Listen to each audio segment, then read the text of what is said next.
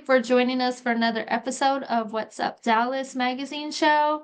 I have Marquise here. He's a great person, a great guest on my show. This is his first time being here, but we have so much to talk about today. So how are you doing, sir? I am doing fantastic. How you doing today? I appreciate the invite. Doing wonderful. Thank you so much. I know we've been connecting about getting you on my show because you have so much going on right now. Is that right? It is, it is. I appreciate the opportunity. I remember we met back at the Merchant Mix, actually some time ago. One of Yes. the Merchant Mix. Yeah, Yeah, that was actually quite some time ago. That was yeah. when was it Mr. U was Yep. being an MC, Uh-huh. and we were talking about all the things that you do. So you're a motivational speaker, you're a mentor, and you're also an author. But Correct. I wanna kind of get into it. So you being a mentor, what made you jump into that role? What made you want to be a mentor? And what type of mentoring do you do? Yeah, so primarily I deal with the young people. I mean, I'm getting older, I look young, so but for as long as I can remember, I've been pouring into young people and just seeing the impact that even a small conversation can have on somebody's life was life changing. So many years ago, over 10 years ago, I found myself going to elementary school, middle schools, things of that nature, and speaking to the young people, and just again, you know, older people a lot of times are much more set in their ways. So I found the value in speaking to young people and seeing them being impacted. And, they really kind of hold you in a high esteem and regard if you can really grip their heart and just share something. Although people say, they can be hard headed, they don't really want to listen and all that. When you can really connect with them on their level and show that you care and just drop a few nuggets, instead of always trying to correct them, you can see a lot of value in doing that. Absolutely. And, I'm very passionate also that our youth is the future of our nation and the future of everything that we do and hold dear. So, with this experience of being a mentor with these young folks, what has been one of the most, oh, what's the word? The most unknown thing for the rest of the world to know about young folks? It's a good question. I would say that young people, and it's funny, I heard this before, and it sounds, you know, oxymoron. It really sounds like an oxymoron, but young people do want boundaries. Young people do want structure, Mhm. which sounds crazy. But from what I've learned is that giving structure and giving order and giving boundaries, one, it shows that you even care about them. Mhm. Sometimes you see households, I've been in households, and you see like the parents don't care, the mama don't care, or they getting high, or they, getting drunk, or whatever the case may be. And, the child just running wild and free. And then you'll Mhm. see some households that have more structure. And at the time, and it's funny because it's a scripture that say one soul, one water, God get an increase. And sometimes you don't see the increase of the seed that you've sown in a person's life. But I've Mhm. literally had children come, by grace of God, I'm still living, years later, or much more time after a conversation or something we had, and they were like, man, remember that such and such and such you said to me? I really appreciate that, man, because I've been through this, and this since I saw you a year ago or 2 years ago, whatever the case may be.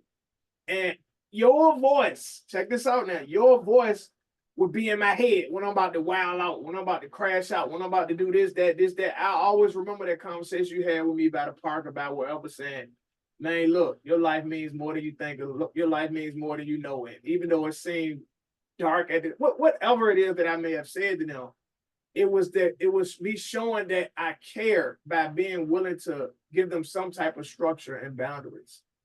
So even Mhm. though it seems counterintuitive, young children desire that.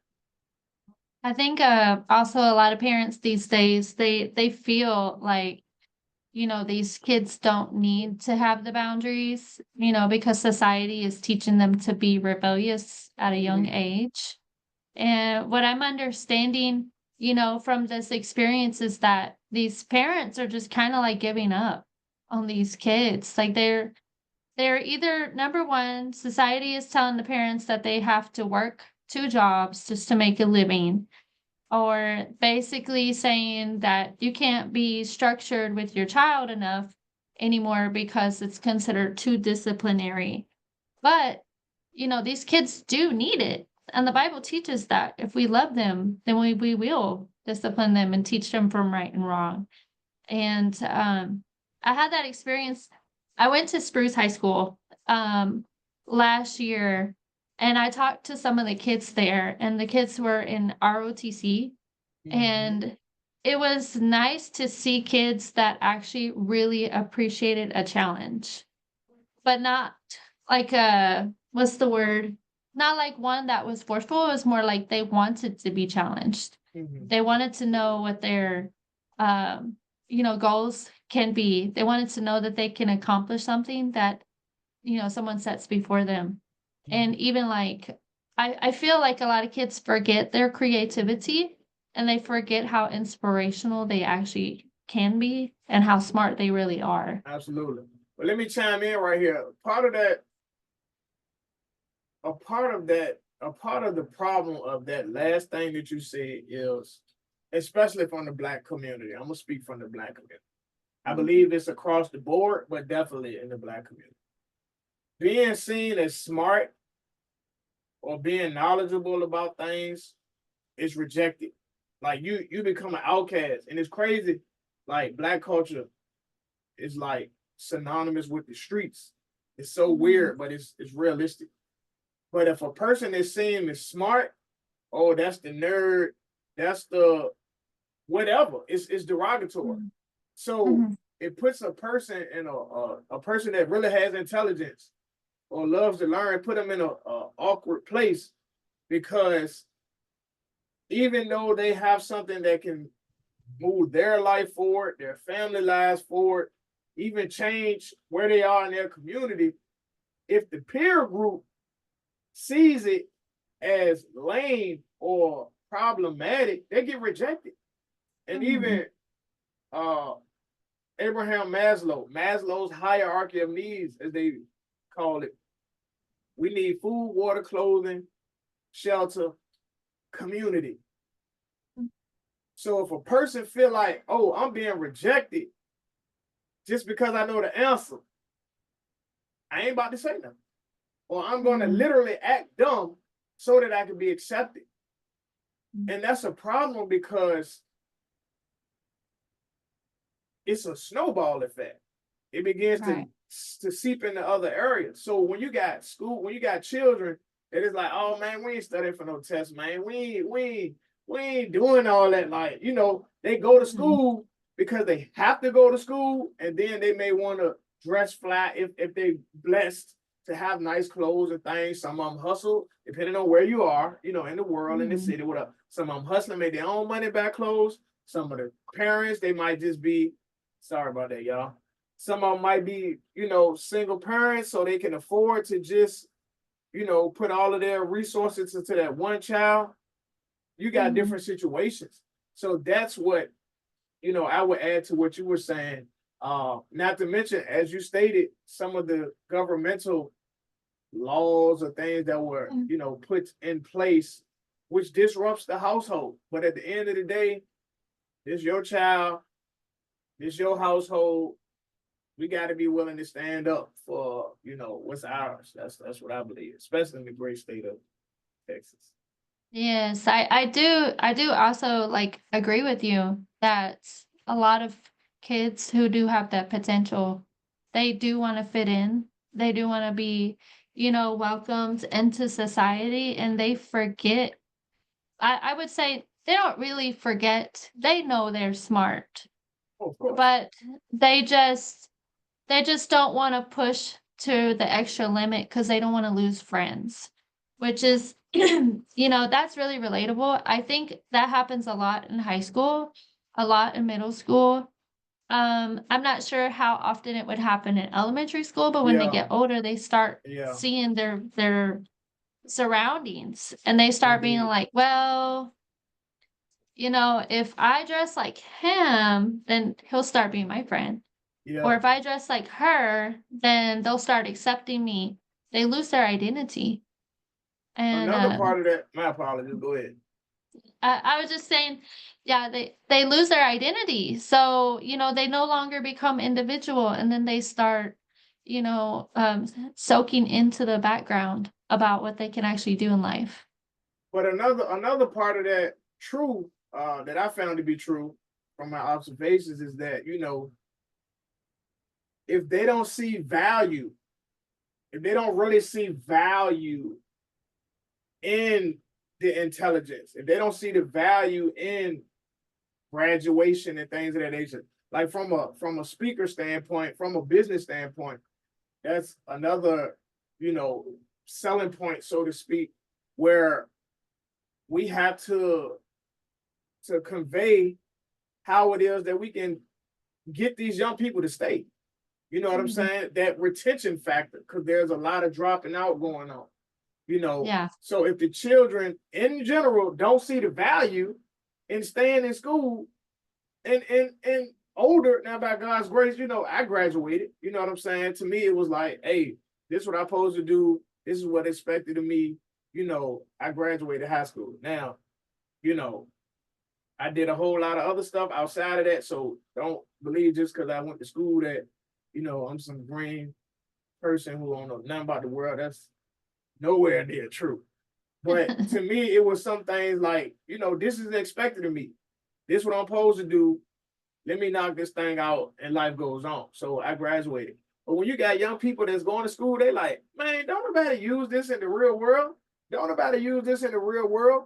Who cares about Mhm. history? I don't want to learn about these people. I don't care nothing about civics. This mess is a waste of my time. I'll get a Mhm. GED and move on with life. Right. Really, truly, I hate to Mhm. be, but I can understand that position. Mhm. I can understand that position. So our Mhm. job is those that are educators and in the speaker field and stuff is to paint another picture as to why they should stay in school. And one of my philosophies, and I'll digress from here. One of my philosophies that I share with young people is, to me, this is your first major accomplishment that you do for yourself and possibly for your parents and those in your family. And it sets you on a course to continuously move forward and accomplish things and finish things. So even if you don't see a lot of value in it, depending on who you are with your family, you might be a handful of those that have graduated. And even if that's Right. not the case, again, do this for yourself. Say, you know what? I did accomplish high school. I did graduate high school. I can stick something out, even though it Mhm. may take some time. And that builds a certain confidence within the individual. I agree. If they, I agree, they start seeing like the value in what they're doing, like for instance, they'll be the first one to go to college in their family, they'll possibly be the first real provider of their family. It goes that, but on multiple cultures and multiple, you know, um, diversities. Um, there's a lot, especially in Hispanic culture. Yeah. Some of the kids that are, my kids' age are the first ones to graduate from in their entire family. Yeah. And I believe there's a lot of pressure on those individuals too, for their Yeah. parents to be like, you have to finish school, you have to be the first one to graduate. You're gonna be the first one who's made it this far. Yeah. So they kind of push them to be a little bit more into it. And I think the culture that's here, let's just say the community culture that's here, they don't push their kids as much as immigrant children's parents do. And I just say like first generations. Um, because I think sometimes like families, and I'm speaking for all families, Mm-hmm. they they see so much of their kids going to school that they start losing the respect for having that freedom to go to school. And, that's why I kind of want to talk to you about your book too, because your book is directed towards the youth. Your Correct. book is directed on, changing that mindset of the kids. So, and I know you're very passionate about that. So we're going to kind of gravitate towards that now. Mhm. How are you using your writing, especially this book that you have right behind you? How are you using Yeah. it to help the youth see better? Well, writing the book, first and foremost, it helps establish authority. There's been so many times where I'll be in the presence of a young person and like I wouldn't say nothing. I'll just say, hey man, check this out, read a few pages and let me know what you think about it or whatever. And they might start reading it and they reading it, they like, oh man, it's good, it's good. And then I'll be like, I wrote that. And you just see Mhm, the expression on their face, like, what? And they flipping it up, like, you wrote this? Because it's so like far-fetched for a lot of people. mhm, So just to see the impact of them even reading a few pages, I was very strategic. So the book behind me is Overstanding. I wrote this one first. Overstanding, a comprehensive look at gangster rap, its subgenres and their effects on our generation. Because one of the biggest and long-standing arguments is, does gangster rap negatively affect the young people? And although a lot of people say no, a lot of people say yes, and a lot of people have lived it and know the reality that it does affect the mindset. It does affect the mhm. psyche. So I'm gonna talk about this book, then I'm gonna go into the youth book. So when you look at the reality of, so like myself, I'm about to be 40 by the grace of God. Mhm, So I'm about to be 40, and I've seen and lived through the major music changes. You know, mhm, when I was listening to music, like me personally, I came up listening to, 3 6 Mafia and Juvenile, the Hot Boys, Cash Money, and all that. So I came up mhm. listening to them cats. Right. Every now and then I might listen to some of the other people, but like people who CDs I had and bump, it was them. So I've listened to crazy and I've listened to violent music, and I could tell like the effect that it had on my mind. Like some of the cats Mhm, around me, and then living out certain things and doing certain things. So I knew firsthand when I remember the song "Sipping on Some Surf" came out. mhm, Everybody and their mama. Now, you being from Texas, and like I'm from Richmond, Virginia, so I'm from Virginia originally. So mhm, to see that, even though it was a Houston cultural thing or a Texas cultural thing, mhm. the whole world was influenced, especially when they came out, because 3 6 Mafia, they from Memphis, so they from Memphis, Tennessee. So they Right. took something that was cultural wide in Texas, a habit that they had developed or were doing in Memphis, and just Mhm, literally like blanketed the world with it. People mhm. walking around with baby bottles with syrup and all that. And I'm like, man, this is crazy. So just to Yeah. see that, to live through Pastor Cavazier and in the club, and just to see people ordering Cavazier and, you know, Patron and all this when these songs came out that lifted certain brands and stuff. So without a doubt, the reality that music affects the culture. Then you come to these days, and over the last 5 to 8 years or whatever, give or take, you got drill music where people are Mhm, literally rapping about murders that they're doing. mhm, I had never seen nothing like it. Now, I know some people that was doing dirt. We'll just leave it at that. But the time and the era that I came from, you don't publicize these things. If anything, you're trying to get away. You don't mhm, publicize it.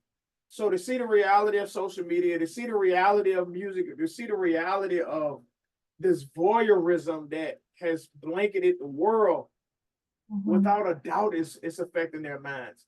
So I wrote this book because I'm like, look, I know this stuff is real.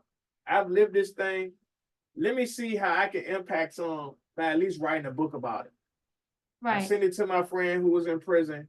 He read it. Other people in the prison was reading it. So before we even talk about the young people, to have this book in a max level 5 security prison and have them reading it and were positively affected by it, it changed my life. It changed my whole mindset. The gangster of the gangster in there serving extensive time, prison sentences in there reading like, bro, own it. Bro, own it. Right. Like the respect that came from these cats who literally in there for living out everything in these raps. It meant a lot to me. Yeah, that is true. And I actually had a lot of music artists on my channel before. We were talking about that there's spirit in music. Whatever you listen to is going to entice a certain type of spirit or a certain type of feeling. Oh, yeah. And it's going to make you feel some kind of way, and I do agree with you. It's become culturally acceptable for rap to be worldwide, that people want to relate to it because yeah, it sounds cool. It's everybody who's a bass head, of course, those people, they really like to bump the music, but Oh yeah. I don't really think a lot of people are actually taking in how much the lyrics are really affecting them. Yeah.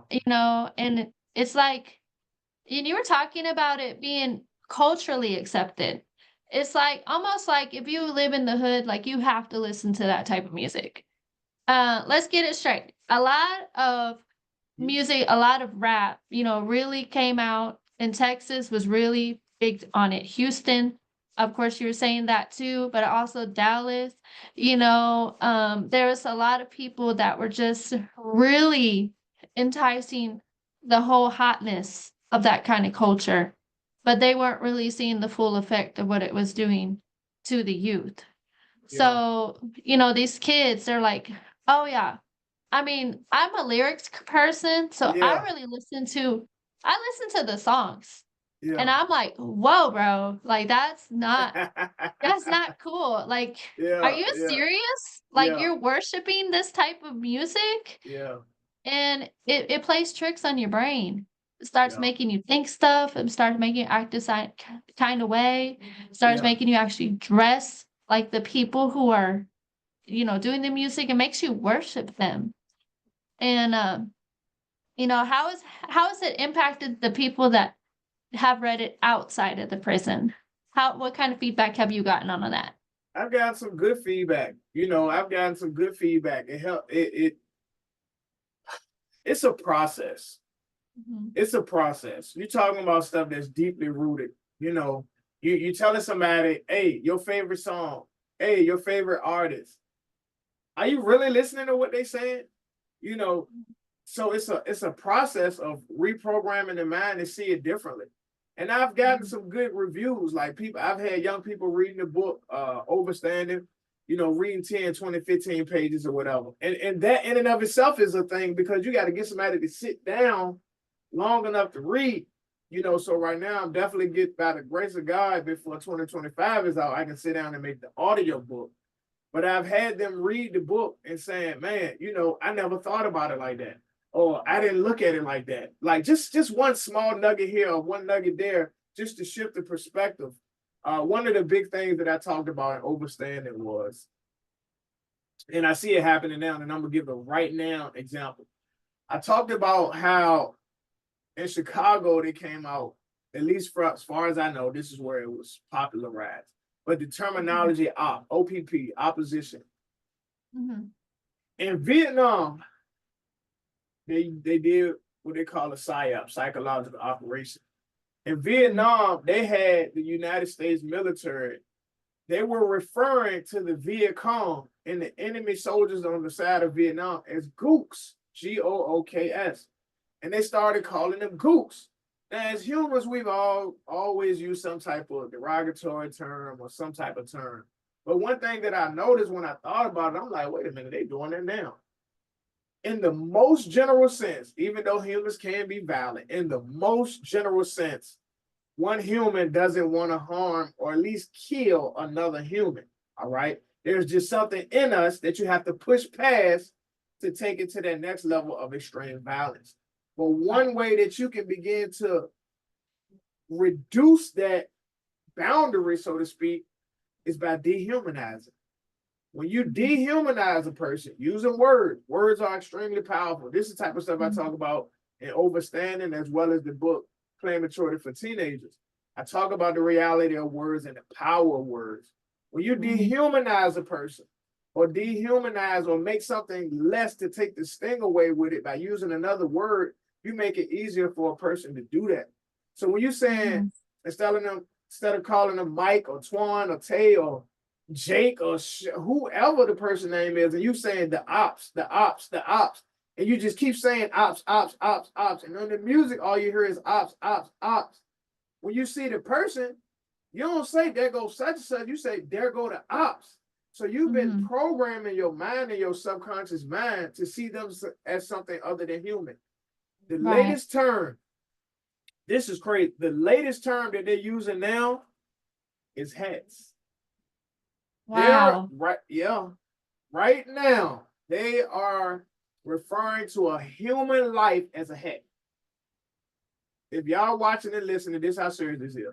So if somebody say, bro, I got 3 hats, I got 5 hats, that means they have taken the lives, the actual life of 3 or 5 people. So when you say, I got 3 hats, I got 5 hats, 1, you're a serial killer. And you're dehumanizing a person.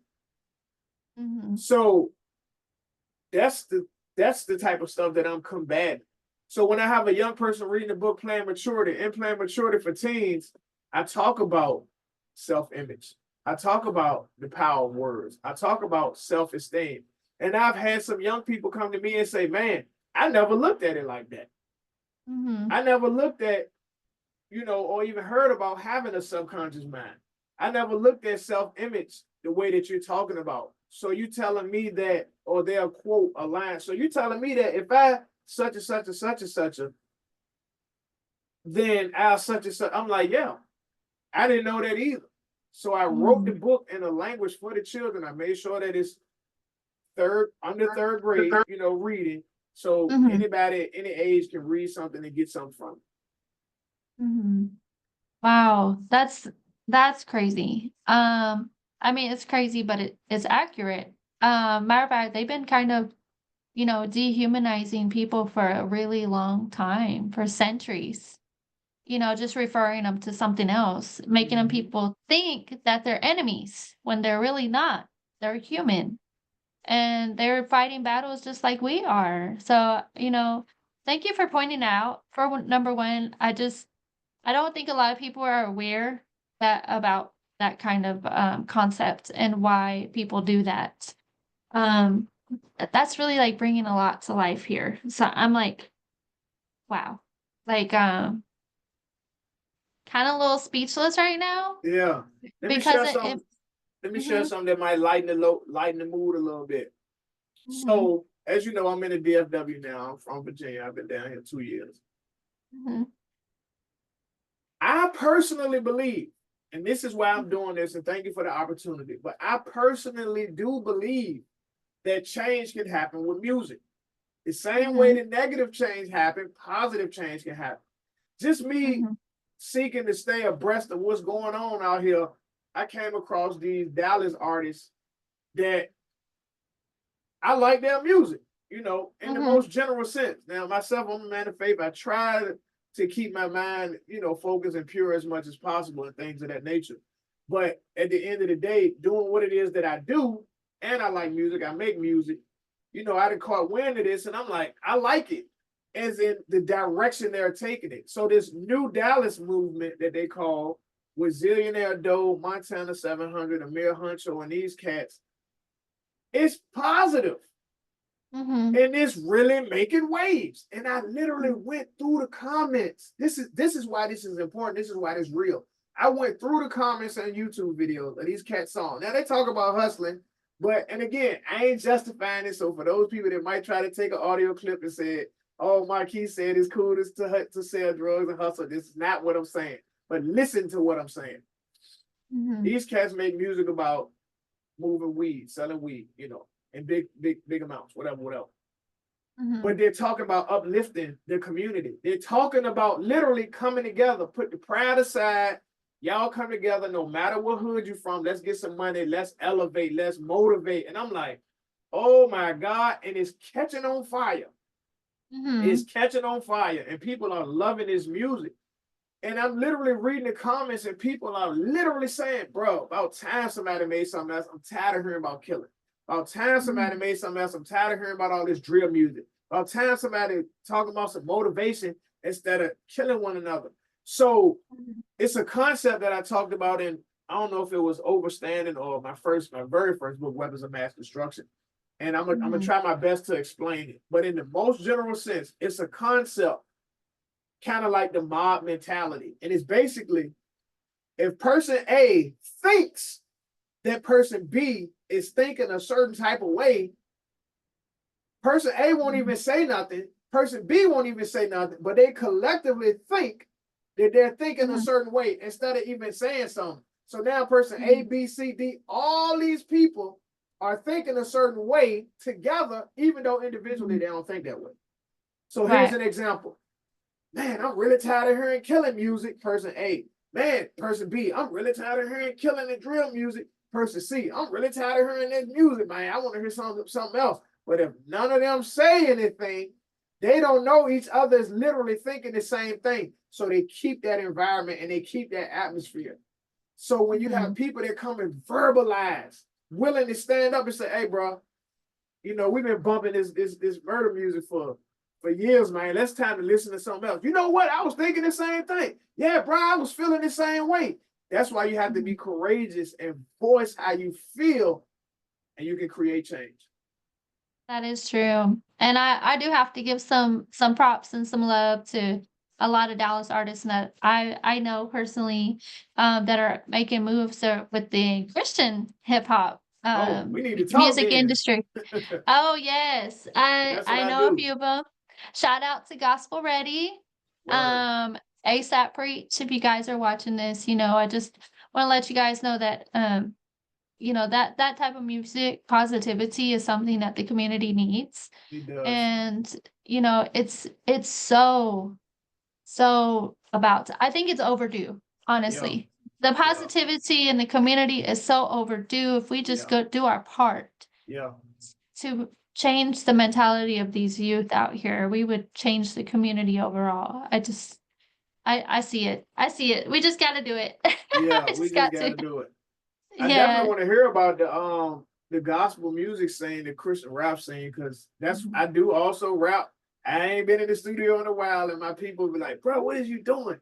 But I'm definitely Mhm. ready to get back in there. That's one of my biggest passions. So using Yeah. everything, using music, using media, and things of that nature, to using the same weapons of the enemy, we weaponize them for good. Books, clothing, music, social media. Mhm. Like you got to use the same weapons and go to war. This is a war. Like this is a literal war, and a lot of people don't see it like that. Like they're so caught up in just life, and Mhm. unfortunately, we can all be a little desensitized when we hear about another, person, dying, and over and over and over again.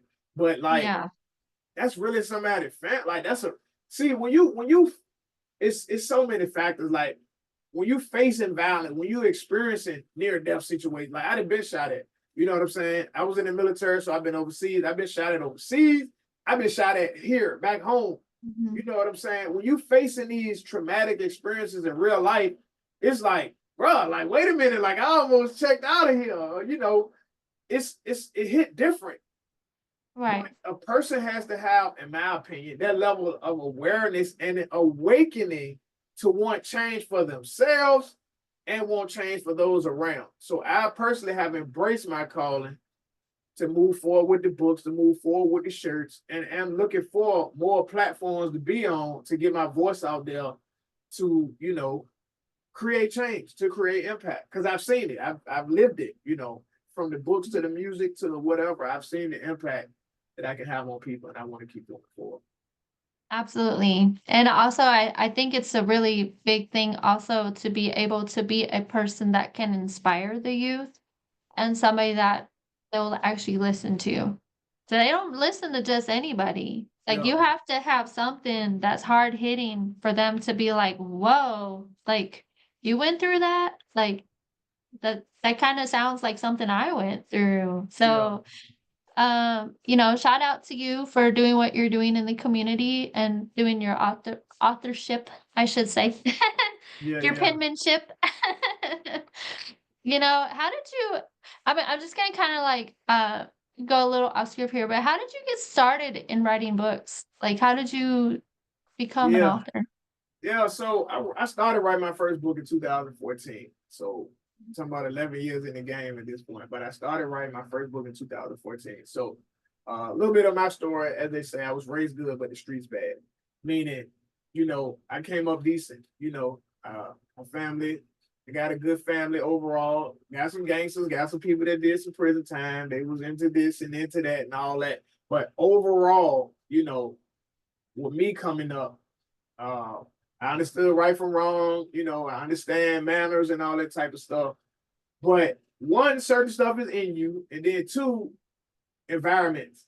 So as I grew older, you know, certain stuff I just got into, or as they say, jumped off the porch. So when I jumped off the porch as a teen, I got into the guns, the drugs, the women, and all that type of stuff. So that was my life for many, many, many years. Went into the military, went overseas twice, so I have been overseas twice. So I am an Army combat vet, things of that nature. So I got a lot of different experience. Now, when I came up in the church. You know what I'm saying? Uh, but what I like to say respectfully is I came up in the Baptist church, and when I came up in the Baptist church, it was really just like tradition. So having that understanding of a God and all this type of stuff, but it was traditional. So when you see some of the same people, you know, uh, drinking liquor and cussing people out and smoking cigarettes and doing this and doing that, and they doing this, and he like, the same and all this type of stuff. You like, I mean, we party on Saturday, church on Sunday. It's a form of godliness. So it's like enough to say thank you, Jesus, and pray over your food. But if people can literally like just literally do whatever they want, there's no real standard. It's so much more easier to just keep on living. Like this is just a part of our culture. This is what we do, but this is what we do.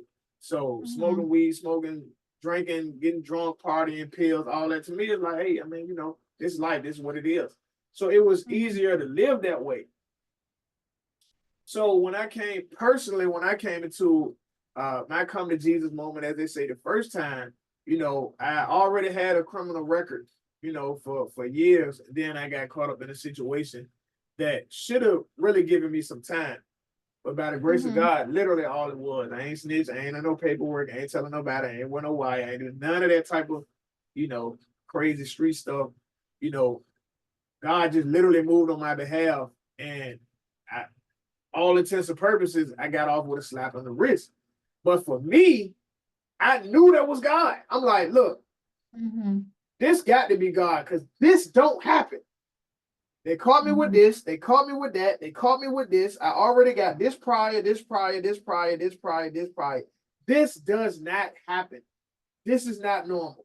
So for me, mhm, that was an awakening. Like, you know what? Let me try something different. I know what I mhm, saw in church, but I'm gonna just step out on faith and try to live differently. And mhm, that began my new walk. You know what I'm saying? So I was heavy mhm, into the things of God. I started having spiritual experiences. I seen angels. I experienced like the other side, really. mhm, So for me, that was like, okay, this ain't tradition and stuff. Like this is real for real. Nobody can take mhm, that from me. I won't using drugs. I never did LSD, never did acid, shrooms, none of that type of stuff. So I started having these spiritual experiences. Fast forward a few years, I got hooked up with this older guy who became my mentor for some time. And he was showing me some different things about the mhm, music industry and, the Illuminati stuff and all of these different, what they would call conspiracy theory type of stuff. But the more that I read it and really started getting into it, I'm like, wait a minute, this stuff make a whole lot of sense. Not to mention me being in the military and being overseas, I saw stuff firsthand that they'll say A happened, but I was there and it was actually B and C happened. So it was mhm, certain experiences that I had on my own not somebody told me, not somebody showed me, not a video clip and all this AI and all this manipulation. You talking about stuff that happened that I seen it with my own eyes, and this is what happened. I go look at the newspaper, they said this happened. I'm like, hold on. So I had enough of my own experiences to know things are not always what they seem. So I started writing my first book, and I started talking about all this stuff, gangster rap, rock and roll, metal, movie, TVs, all, you name it. I wrote all of this stuff in this huge book. Literally, it was huge. It was like 500 pages. It's ridiculous. Shit, now I wrote a book this big. My very, very, very first book was a 500-page nonfiction where I talked about all this stuff. Music, media, entertainment, how it negatively affects people. Because I wanted to create change. I was on fire for God. I wanted to impact people. So I thought writing the book would have did it. So I wrote and I wrote and I wrote and I put it out. I got on podcasts. I got on news interviews. I made several $1,000s selling it hand to hand. And I was like, this thing changed my life. That was the first book. Fast forward 4 years later, I wrote this one, Overstanding a Comprehensive Look at Gangster Rap. Sold some, made some money, got on podcasts, more news interviews. Because this is actually a news interview. If you look beside me, back home in Richmond, Virginia, CBS 6, this is actually me on the news. I got an opportunity to be on the news showing the book. And it's just been a blessing since then. Man, I love that though. I mean, it's kind you hit it kind of like on the nail that media of all kinds, music of all kinds has an effect on society. And I'll be honest with you, you know, What's Up Dallas is a media company, but we're not controlled by, you know, anything else, you know, but we report the good stuff. But, you know, from my understanding, like social media and you know news stations, people that actually make billions of dollars are actually controlled by somebody who has more money, who controls what the society is actually going to hear.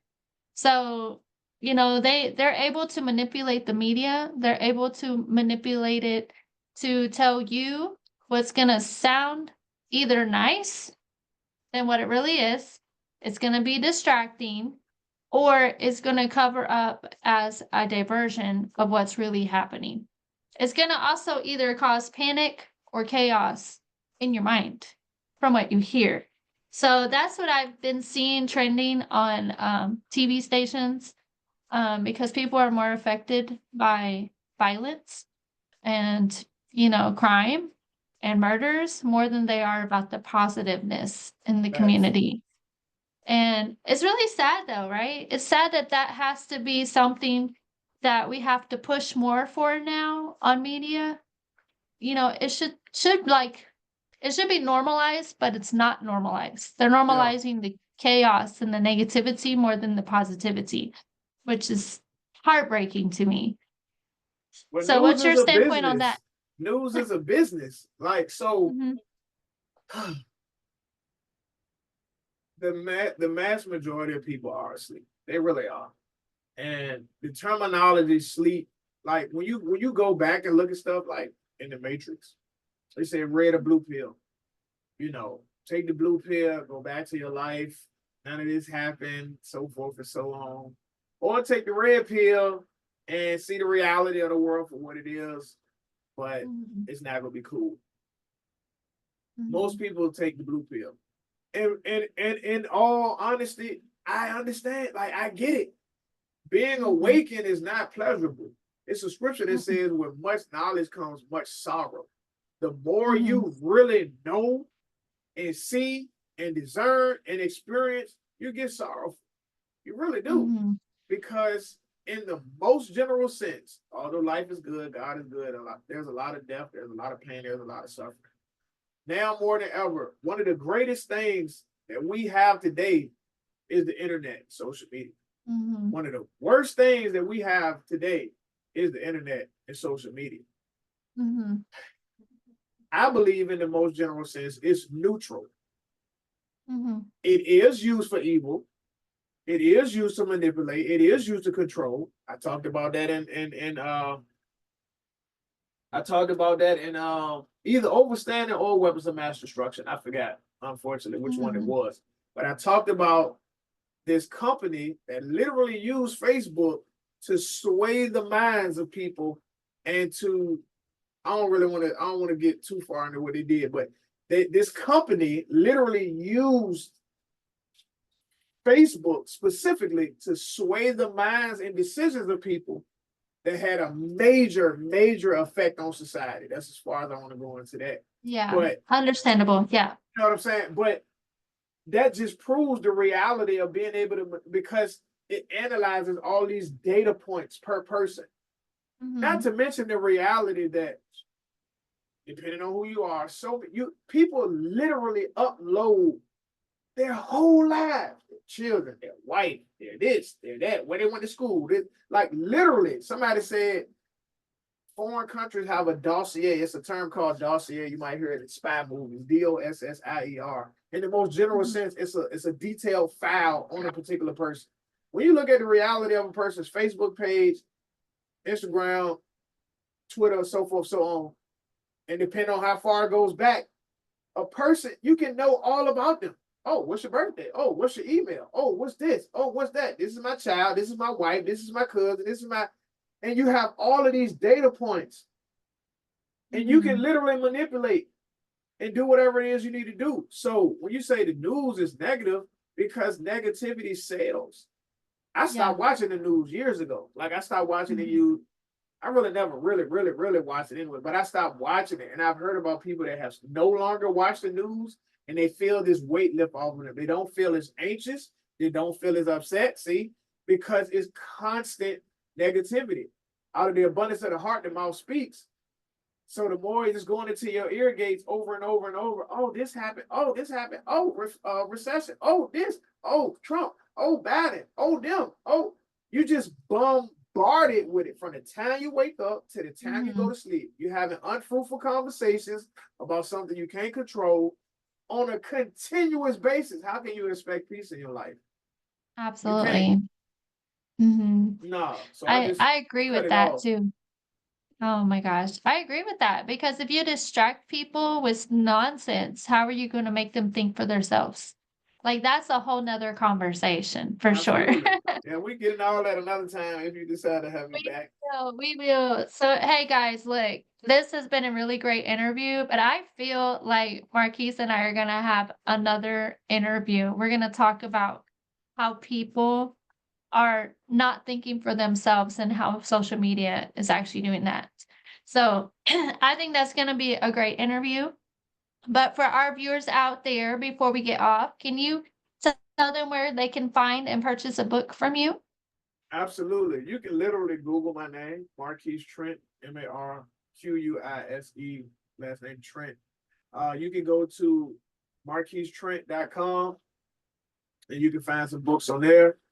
I'm on YouTube, the official Marquise Trent, or just go to YouTube and put in my name because I have a ministry channel where I get into more ministry things on a more focused level. Then I have a channel where I talk more about current events and things of that nature. So literally Google me, like really, like just go put my name in there and you'll see, oh, here go the book. Oh, here go the shirt. If you like the shirt, Lord Save My City. So God has graced me to carry this banner, Lord Save My City.com. We got t-shirts on there, sweatshirts and hoodies and things of that nature. So if you believe in what it is that I'm doing and you want to back and support, because it's a heavy mission and it can cost you everything. I want to make that point.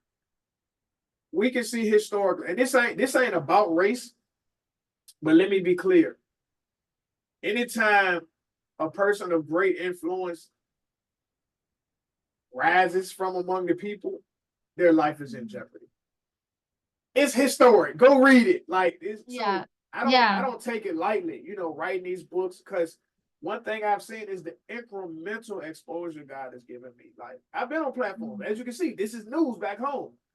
Hundreds of thousands of people see it. You understand what I'm saying? I've been on Netflix, So I've had exposure, but that next level, you have to be prepared for that. Because this ain't about the fame and the fortune. Will I make money? Yes. Have I made money? Yes. Will I make more money? Yes, I will. But this ain't about that. If I get big platforms, I might say something that they're gonna have to bleep out, not on some vulgar type of time, but truth is dangerous in a world full of lies. So if you speak in unadulterated truth for the liberation of people, you're considered a threat. That's why they wanted to Yeah. take down TikTok, amongst other reasons, whatever. But in the most general sense, all I can do is literally turn my phone on right here and expose myself to the world. And I can say Yeah. some truth that'll go viral, and millions of people have seen it. By the time they say, "What is this? We need to pull this down," bro, I done already impacted a million people. Exactly. Yeah, absolutely. I strongly agree with that. Like, it is historical, and you do have a really good point about that. The people who make the biggest change in the world are usually the ones they're trying to silence faster. So, Real life. absolutely. All right. Like that said, that's a whole nother conversation It is. for It a is. whole I nother interview. digress. I digress. All right. Everybody, please go follow Marquise. Go purchase one of his books. He's talking about some deep conversation here, which we are going to come back for another episode. But for right now, go follow What's Up Dallas Magazine, where we're bringing positivity to community, and it's much needed. We are all over social media at What's Up Dallas Magazine. Google us, Google Marquise. All right. Peace out, everybody.